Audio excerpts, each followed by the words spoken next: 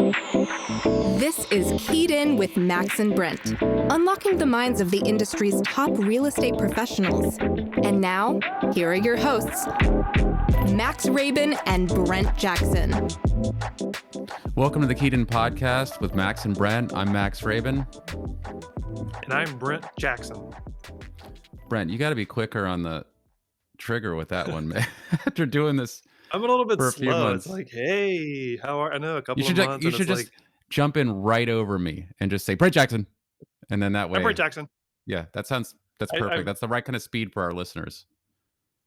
I think because I listen, everybody knows this that listens to the podcast, and all of my friends in my circle know that I watch and listen to Netflix, Apple TV, podcasts on 1.5, 2 times my speed. So I practice slowing down my verbiage where it's like Brent Jackson versus my normal in front of clients. Hey, how are you? I'm doing all right. Doing good. All right. What are you going to do later? It's like you can't understand half the stuff I say. That's true. And I talk kind of slowish too sometimes. I was thinking almost though, because when I listened back to our podcast, which by the way, this is our sort of one of our wrap up shows for the end of the year. We've had a really nice run of shows since we started, and we just wanted to go over a little state of the market stuff and what we're doing at the end of the year here, and thank all of our listeners, of course, and anyone who's subscribed. We love you. We're also recording video for the podcast now, so you can watch us on YouTube if you want to see our cute faces. Great content, and we're proud of it, and we hope you enjoy it. I don't know. Yeah, I had some ideas about. Always, go ahead. Yeah, I mean, if you like what you're hearing, by all means, share it with your friends, other consumers, agents. If you think you have something interesting to say and want to share it to our listeners, I mean, we have a really good following. I think we're right at 10,000. I don't know how to quantify the back end of it, but 10,000 listens over the course of our calendar year here. But if you have something you want to say and share it, by all means, reach out to us. We have a pretty good pipeline of guests coming up January, February. So we'd love to bring on some new blood, so to speak. Yeah. Any questions you have about real estate, any questions you have about the market in general, we're here to answer them. Our guests are here to answer them. You can interact with us on social media via Instagram. We are available for you, for the consumer, for other agents all the time. That's what we're hoping to do, is just keep everyone educated and, of course, entertained. So we had a few subjects for today's podcast. Number one is always on people's mind is the state of the market. The market has increased rapidly. This is, I don't know, it's pretty intense over the last 2 years in terms of how prices have escalated in the market. And of course, now we have some real data that, inflation hit pretty seriously. I think the statistic here, just CPI in November was sharpest increase since 1982, 6.8%. So, Brent, maybe these are like, questions for economists, which we are not. What do you think about the impact of inflation? Like, how does it affect our market? How does it affect what we do and just our lives in general? I mean, what do you think about that in terms of our local market here? So putting it into context, I mean, I think most people understand what inflation is, right? I mean, it's when the price of goods and services are increasing at a rapid rate. And as you just pointed out, 6.8%, according to the Washington Post, the sharpest in 4 decades, right? So, how does it impact real estate? I think it's going to be interesting. I mean, there's a couple different dominoes too, right? I mean, like what's causing inflation, right? It's cost of everything is going up. If you look at lumber's going up, any materials for building is going up, cars, manufacturing. We've got a stove and refrigerator on back order. It's been there since 6 months. Things come across from Asia into the ports, whether it's in California, coming over from Europe, or up from South America into Miami. Everything is, bottlenecked, and it's taking a longer time to get to us.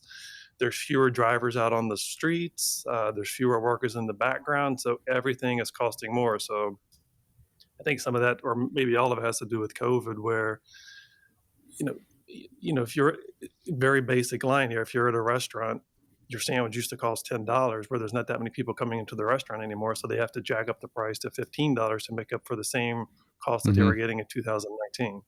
Mm-hmm.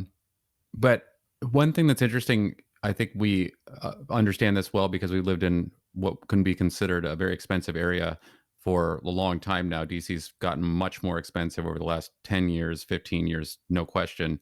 Um, is inflation something that like you personally are concerned about when you're paying more for goods, or wouldn't you say? I think it personally, it depends more where you live. I mean, really, in a city like DC, city like New York, we're sort of used to these inflated prices on a lot of things. I will say one thing that concerns me is every time I talk to a builder right now, what you just said, is they're complaining about how the cost of everything has gone up. So that puts pressure on uh, the acquisition side. So they're looking at lots for sale or conversion possibilities, and they just aren't valuing them the same. And, something that has increased in value over the last 2 years. Let's just say an empty lot that could be a tear down house in Washington, D.C. These lots have gotten very expensive because the relative values of all the houses and the location have gone up. But builders are having a real tough time making sense of it to get any upside on the back end. I mean, I'm sure you're experiencing that too. You talk to developers all the time, right? Yeah, I mean, cost of materials are through the roof, cost of labor is through the roof. What used to be $200 a square foot to build is now $300 a square Right. foot. So Yep. when they're crunching their numbers, they're looking at acquisition, their input costs, and what can they get on the end sell. And a lot of times it's appreciation is going through the roof as well. But I mean, it's not keeping up that much with the cost of inflation, based on pricing of lots and teardowns and whatnot. There's a good article in the New York Times today that talks exactly about what you just described. And it's like, depending on what segment of the market you're in, if you're in the over 60 or under 40, you're going to have different views on Right. inflation. If you're in the South or Northeast, you're going to have different views. If you're wealthy or not wealthy, you're going to have different views, right? Because, the dollar was a Dollar General just raised their Right. It's pricing not. from $1 to $1.25. So it's going to Yeah. affect someone making 30,000 or less a lot more than someone that has means, so to speak. And then obviously like your education is going to factor into that as well. High school diploma versus if you have a PhD or a doctorate in something, you're probably making a little bit more money, less worried about inflation. It puts way more pressure on the lower wage earners, way more. It just Yeah. keeps pushing, it keeps separating the sort of classes there. And Yep. it's a little depressing. But But a couple of things on the if you look at it, like one thing that is for sure, and again, I'll break out some numbers here in a second, but one thing that's consistent is asset protection, right? So one way to hedge against inflation is to buy more real estate, right? sure. Uh, share a couple of different analogies here with you, but if you buy something that's $1 million, you have $1 million note, $300,000 down, so it's an investment property. Inflation goes up 10% over 2 years. That appreciation as well should go up. So you're now at 1.1 for your asset. Mm-hmm. You put $300,000 down, you have $400,000 in equity. That's a 33% return compared Right, on to the the cash. 10%. Yeah. Right, exactly. And you could do the same thing on cash flow, right? So if you're doing, Sure. again, basic numbers here, if you have $1 million note and you're getting $1,000 in rent, your fixed cost is going to be the $500 mortgage. The operating expenses are $300. If everything increases 10% over 2 years, that's $1,100. $500, the note stays the same. Operating expenses go up to $330, so $270 to $200. That's again a 35% return when inflation is up 10%. So there's ways to kind of maneuver around that. And even one more, No question. antidote to that is if inflation is going up, the dollar value is going down. So if you have $1 million mortgage and it's a 5% a year inflation, it goes down to 950, 900. The bank's not turning around and asking you for more money, right? Mm-hmm. I know that's a different way to look at it. You're looking at it as adjusted inflation rate versus nominal. So a couple of different ways to look at it, I think. And real estate is a great time to buy. We've got to find some inventory, right? I mean, people do not want to sell. It's like, had conversations last night. Where do I go next, right? I'd like to sell my Sure. house. I need more space. I want new space, but there's nothing on the market. Yeah. That's a lot to digest. Fair enough. But you're right. Real estate has generally been one of your best hedges against inflation because it has a steady value. Even when a market declines, some of our most stable markets, DC is definitely one of them. It's it's not it's you're solid. You're in okay as long as you can afford the note. That's a major part of this. And I was also thinking about, let's talk about let's go to the like more of the luxury market. So I was just talking to a developer yesterday. We're looking at a lot, which would be a tear down lot, and the acquisition price is going to be 2 million plus. So with the current costs of everything that have gone up so much over the last 18 to 24 months, the build out at three $250 to $300 per square foot plus, depending on which direction it can go. And there's a lot of factors that play into that during the process too. Just dealing with permits, dealing with the city, dealing with the cost of capital. You're looking at an outsale product for this specific one, something like 6 million plus. Now, 6 million plus buyers, they weren't around as much, a few years ago. When I mean, the 6 million plus would be like, okay, that sounds like a great listing.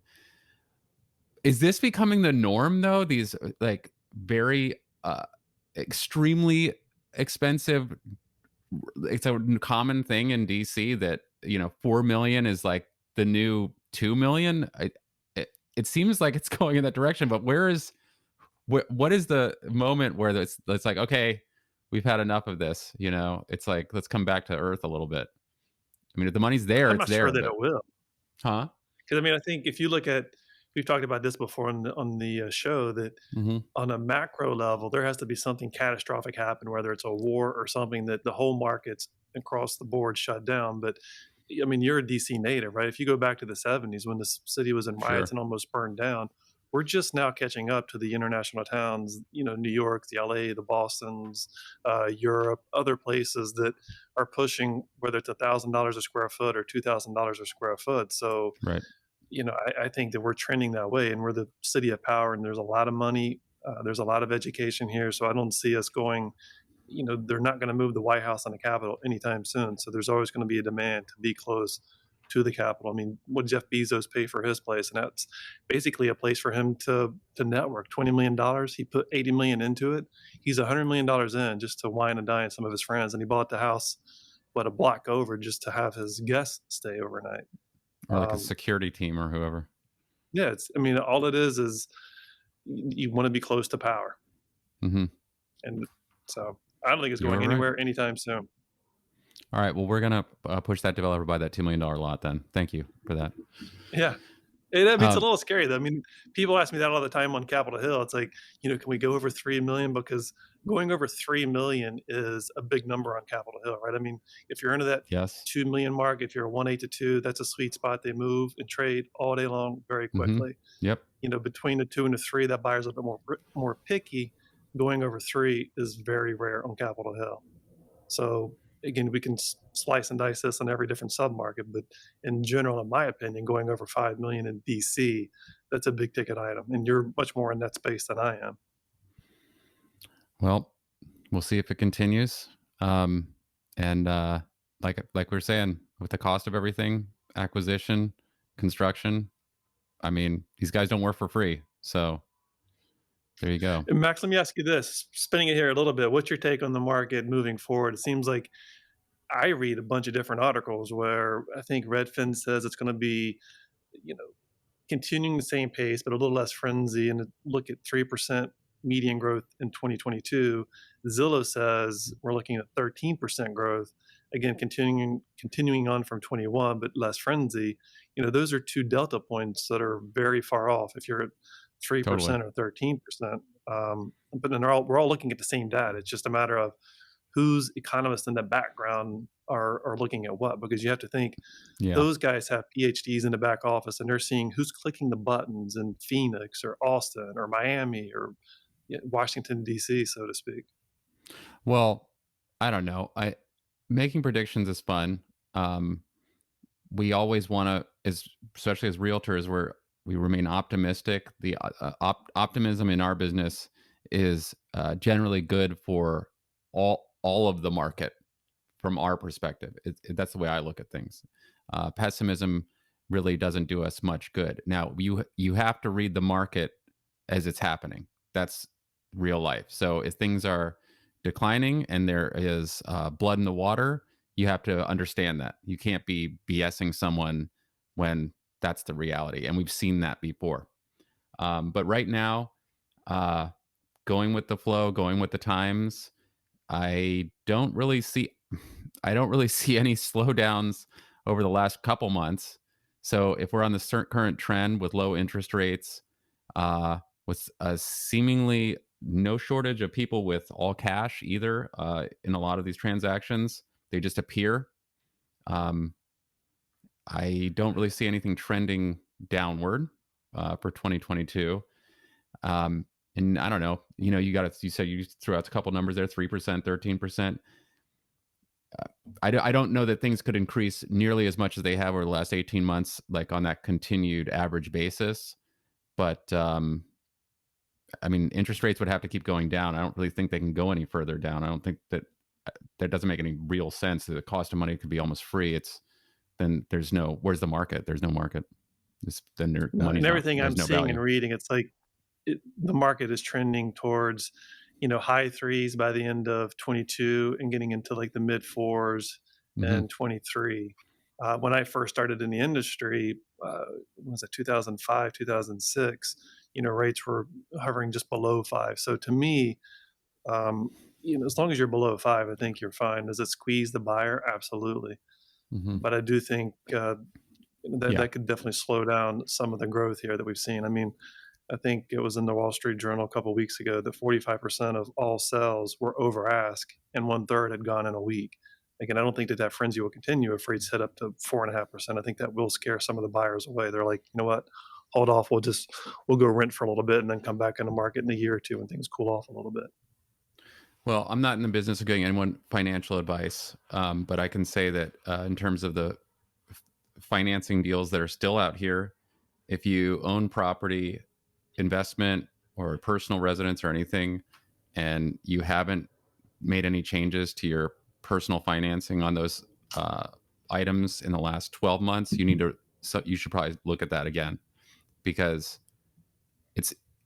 even from the previous 12 months, I don't know, the deals they're still very solid out here for refinancing. So just at least take a look at that. That's to anyone who's listening. What about the year in review, Brent? Like your year in business was incredible. You guys set big goals for yourself on your team. Did you hit your goals, exceed your goals? Tell me about that.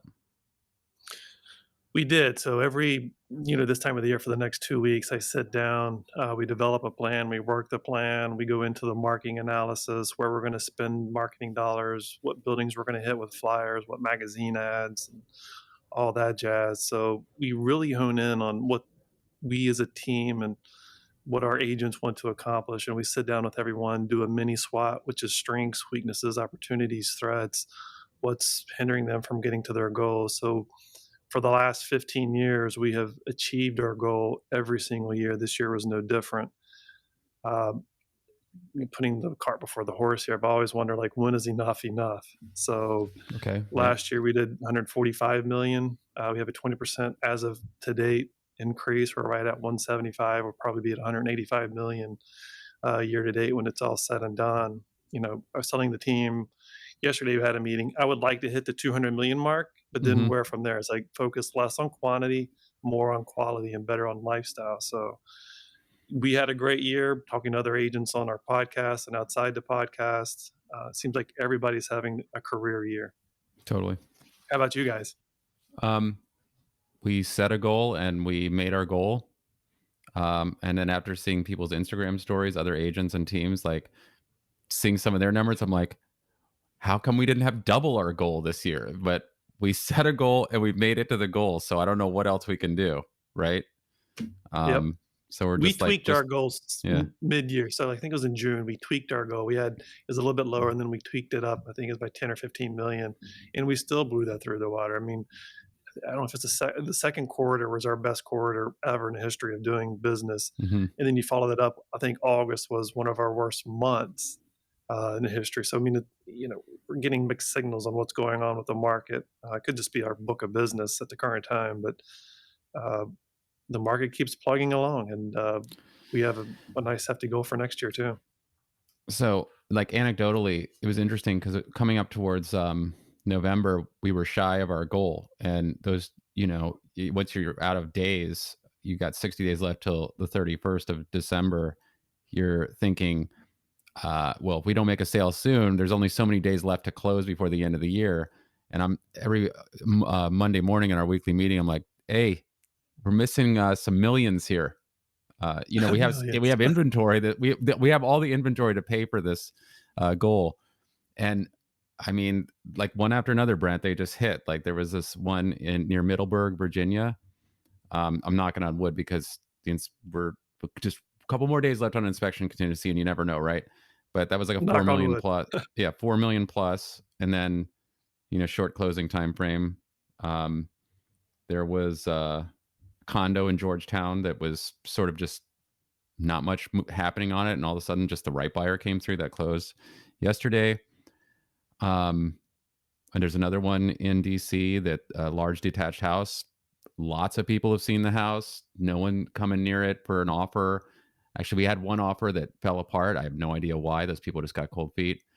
But that's under contract now, short closing. So it's just like boom, boom, boom. Some of these large deals just started happening at the end of the year. So I don't know if that's luck or it's just like the wealthier set taking care of business. It's like getting towards the end of the year. They got to make something happen. And here they are with their, Well, they have time, right? That's someone told me once, and again, yeah. it's not the space we play in. We're like 2 million and below, but Mm-hmm. they say they're busy during the calendar year, and then after Mm-hmm. Thanksgiving, things slow down in their work of profession, and they can turn their attention to finding that home, second home, Right. or whatnot. So I actually pulled the numbers this morning, and even for our own group, like things that we did not think were going to sell this year in the past 2 weeks moved. Some things we brought on early because things were just selling.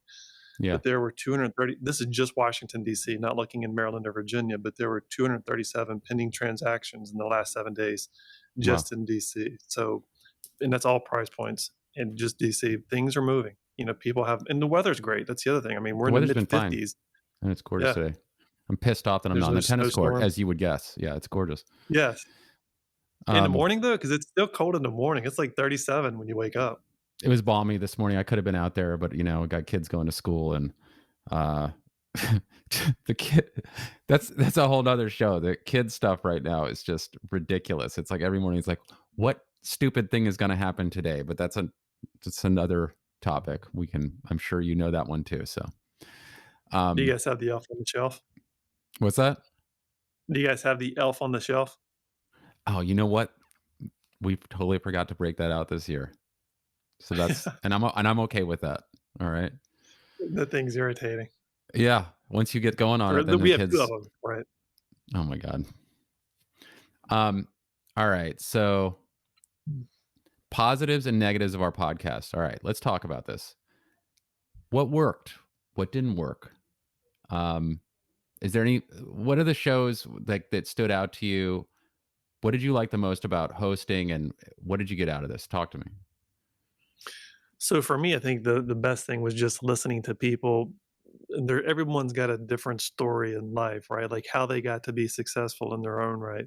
So to me, that was fascinating. Whether it's Lauren Davis, Treon, Courtney, Shannon, Rob, Leslie, the list goes on and on.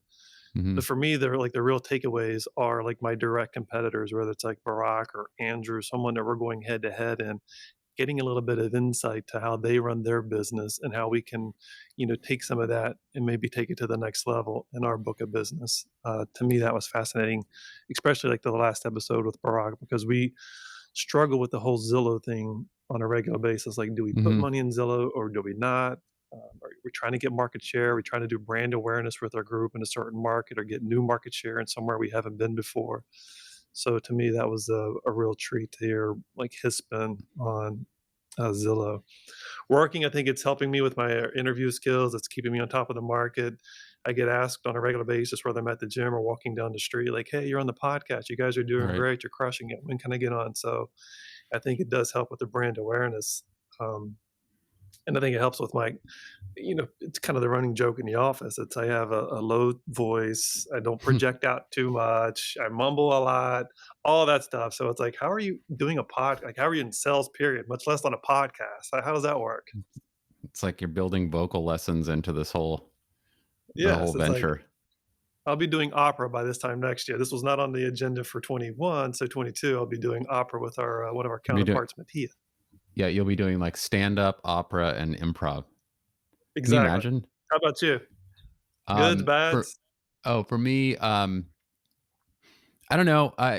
It's it's an interesting thing because I've created this little studio for myself over here in Georgetown, and some mornings, like this morning, I had that feeling of, I wake up and I'm like, am I waking up on the wrong side of the bed today? I just did not. I wasn't feeling it this morning, and it's like I know I've got deal with the kids, and then I've got to take care of a couple work things, and then I got to sit down and do the podcast. And sometimes there's like anxiety that builds from that because it's like, I got to sit here and focus. But then once I'm in the moment of doing it, I am very much enjoying it, and it's like taking a little trip somewhere for this hour that we get to chat. And our guests have been awesome. I mean, we've we when you think about who we've had on the show, it's like some serious talent. I mean, this is no slouch of a podcast when you consider the guests that we've had. And I have to say that, yeah, I agree with you on the episodes, like Barack Sky episode.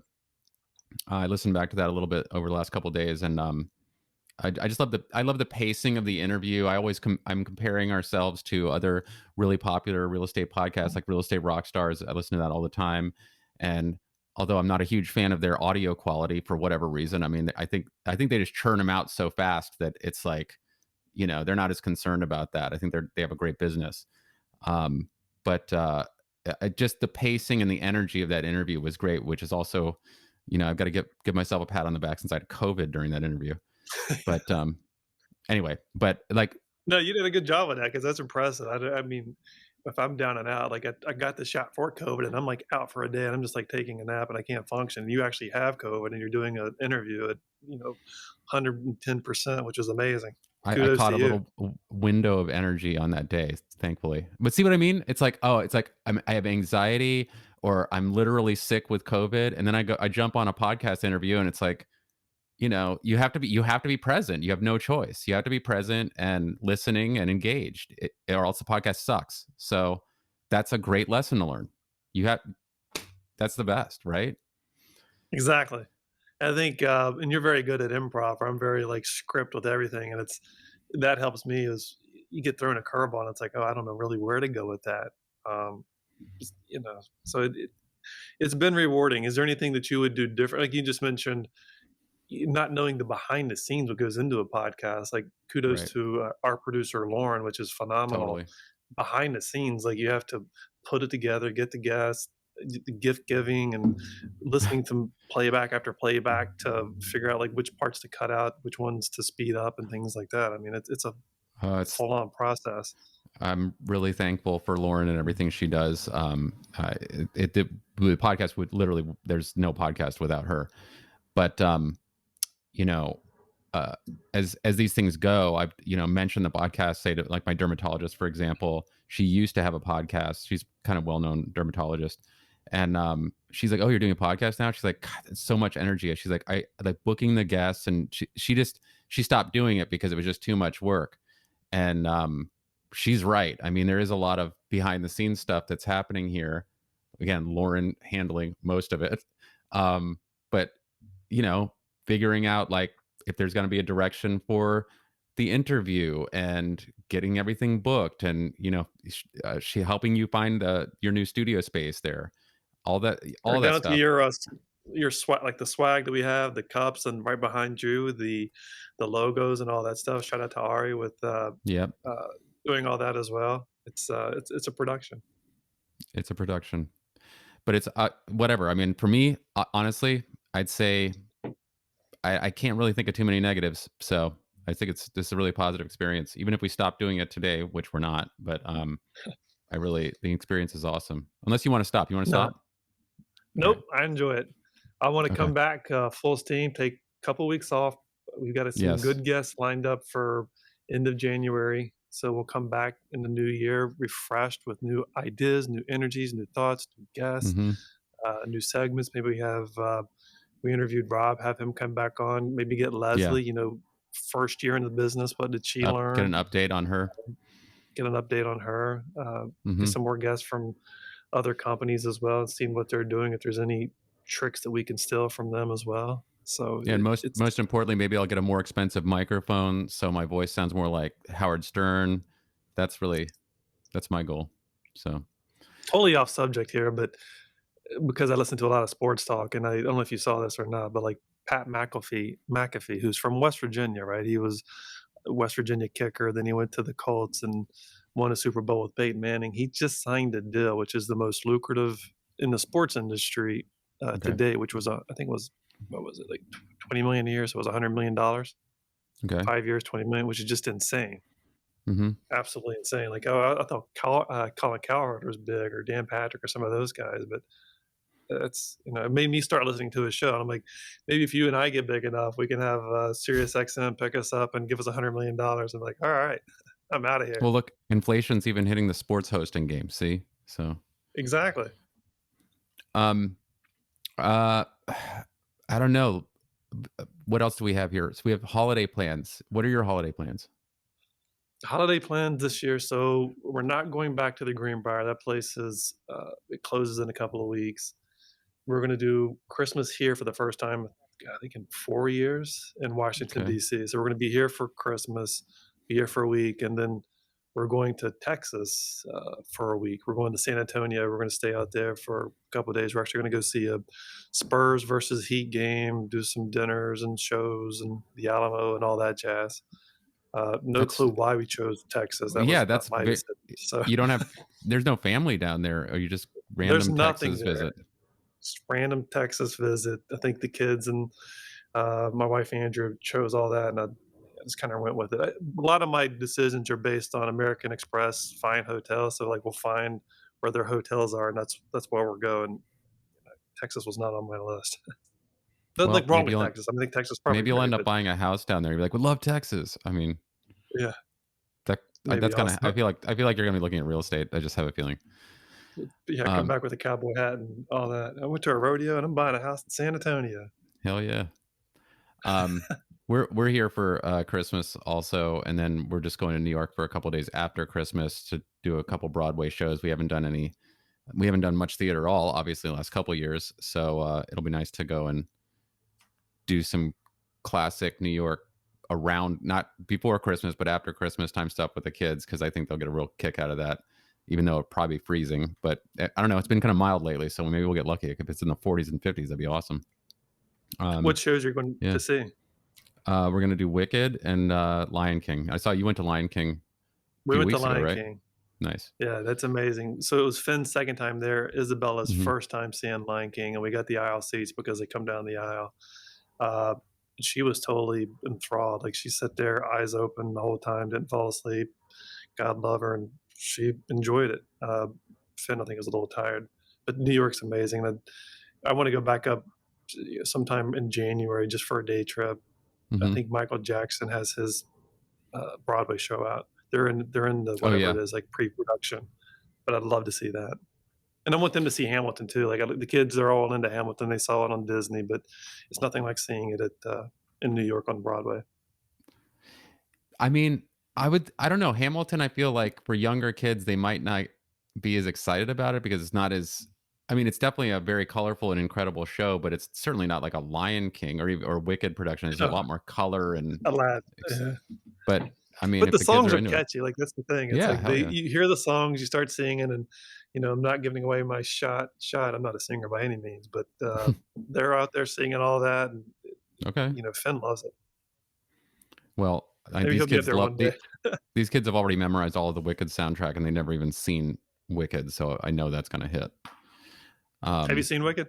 Of course, yes. Yeah, Wicked's good. It's unbelievable. Well, Brent, let's just wrap it up. I mean, we're looking forward to our exciting guests in 2022. We got one more show coming up after this. It's going to be our greatest hits highlights show. And, we have we mentioned before, we got the recent edition of video. Please subscribe to us on Apple Podcasts and YouTube.